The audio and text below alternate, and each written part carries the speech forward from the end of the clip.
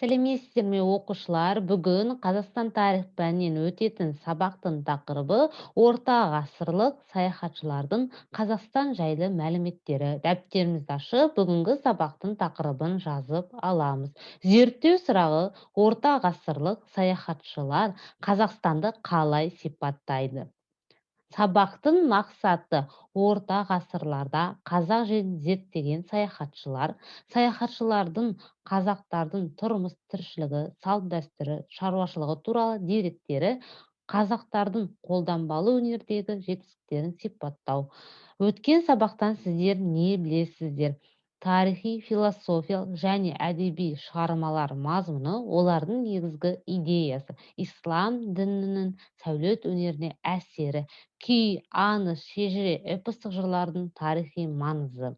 Оқушылар ең алдымен білімнің сайтын пайдаланып, орта ғасырлық саяхатшылардың Қазақстан жайлы мәліметтеріне байланысты бейнематериал көретін боласыздар.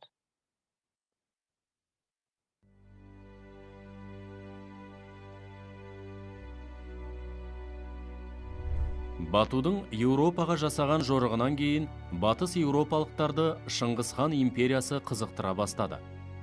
Еуропалықтарға Моңғол империясы туралы мәліметтер қажет болып, Рим папасы 4-ші Иннокентийдің бұйрығымен 1245 жылы Плано Карпини бастаған миссионерлер Шыңғыс хан империясына аттанады.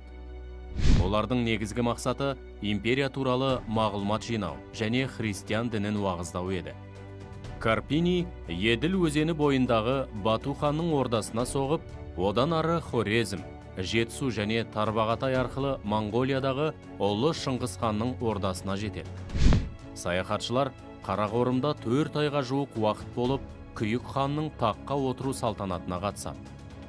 Карпини осы сапарында Орталық Азия халықтарының тарихи, тұрмыс салты, әскери күші жайлы маңызды мағлұмат жинады. 1247 жылы елге оралған Плано Карпини Күйік ханның хаты мен өзінің сапары жөніндегі есебін 4-ші Иннокентийге табыстайды.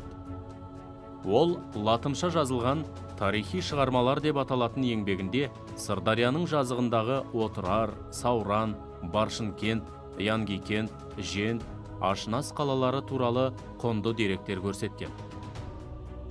1253 жылы француз королі 9-шы Людовик моңғолдардың ұлы ханы Мөңкеге Вильям де Рубрук бастаған елшілер тобын жібереді.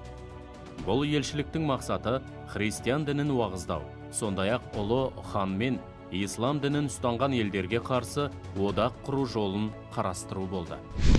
Бұл сапарында Рубрук орыс даласы арқылы шығысқа қарай жүріп, Бату ханның ұлы Сартақтың және одан әрі Еділ бойындағы Батудың ордасына барады. Бату христиан дінін моңғолдар арасында уағыздауға рұқсат бермегендіктен, француз елшілігі Қарақорымдағы Мөңке ханға жөнелтіледі. Осылайша, христиан дінін уағыздауға рұқсат ала алмаған Рубрук Қарақорымда 2 айдай болып, 1254 жылы маусымда бағытын өзгертіп, басқа жолмен Еуропаға қайта оралады. Ол шығыс сапарынан Акраға қайтып оралғаннан кейін, 1 жыл өткен соң өзінің саяхаты туралы құнды еңбек жазды. Марко Поло орта ғасырларда Азия туралы аса бай географиялық және тарихи мағлұматтар қалдырған Италия саяхатшысы.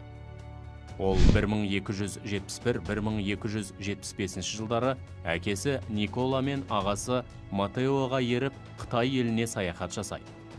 Жер орта теңізі, Палестина, Кіші Азия, Ирак, Иран, Памир тауы және Қашғария арқылы Пекинге жеткен. Марко Поло Азия туралы аса бай географиялық және тарихи мағлұматтар қалдырған зерттеуші. Ол моңғол ханы Құбылайдың қарамағында 17 жыл қызмет етіп, 1295 жылы теңіз жолымен оңтүстік Азияны айналып өтіп, жерорта теңіз арқылы еліне қайтып оралады.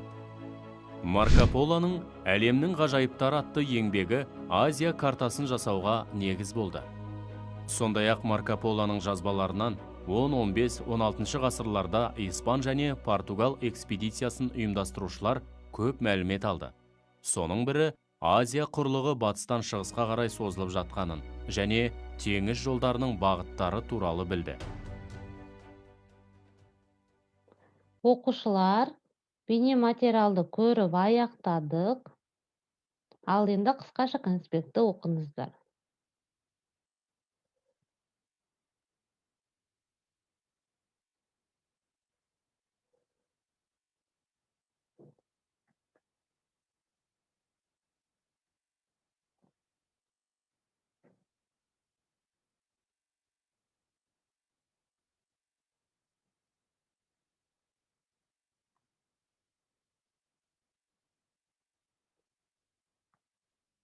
Оқушылар қысқаша конспектті оқып болсаңыздар, тапсырма орындайық.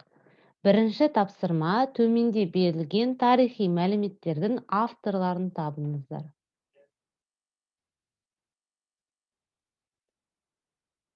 Оқушылар, бірінші тапсырмамызды орындап болсақ, екінші тапсырмамызды орындайық. Екінші тапсырма тест, яғни берілген сұрақтарға дұрыс жауапты таңдап қоясыздар.